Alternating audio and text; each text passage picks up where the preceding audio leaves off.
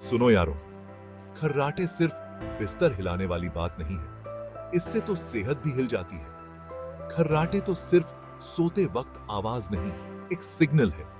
इसके पीछे हो सकता है ऑब्स्ट्रक्टिव स्लीप एपनिया, यानी नींद में सांस रुकना। ये सांस रुकने के कई रीजंस हो सकते हैं, जैसे छोटी गर्दन, मोटापा या नाक से लेकर सांस की नली तक कहीं भी ब्लॉकेज। और सोचो, कुछ लोगों की सांस तो नींद में बिल्कुल ही बंद हो जाती है। ये खर्राटे नहीं, एक बड़ी हेल्थ प्रॉब्लम है। लंबे समय में ये दिल और दिमाग पर बुरा असर डालती है। नींद पूरी नहीं होती और दिन भर थकान रहती है। तो अगली बार जब कोई बोले कि तुम खर्राटे लेते हो, तो उसे हल्के में मत लो। ये तुम्हारी सेहत का इशारा हो सकता है।